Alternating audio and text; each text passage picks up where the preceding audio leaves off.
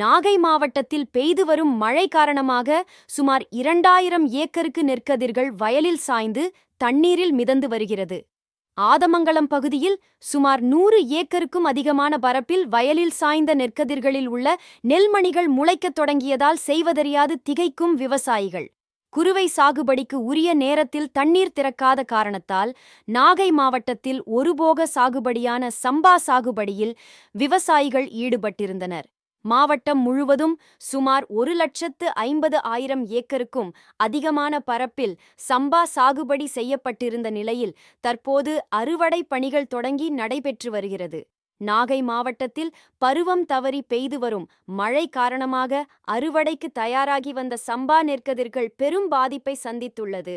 2 நாட்களாக பெய்து வரும் மழை காரணமாக கடுமையான பாதிப்பை விவசாயிகள் சந்தித்து வருகின்றனர்.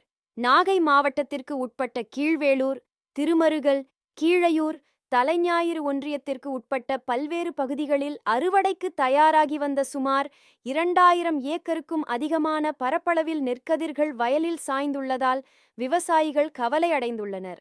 குறிப்பாக ஆதமங்கலம் பகுதியில் சுமார் 100 ஏக்கருக்கும் அதிகமான பரப்பளவில் அறுவடைக்கு தயாராகி வந்த நெற்கதிர்கள் வயலில் சாய்ந்த நிலையில் ஒரு சில விளைநிலங்களில் அவை முளைக்க துவங்கியுள்ளது. இதனால் செய்வதறியாத தவிக்கும் விவசாயிகள் கவலையில் மூழ்கியுள்ளனர். மேலும் வயலில் அறுவடை இயந்திரம் கொண்டு அறுவடை செய்ய முடியாத நிலை உள்ளது.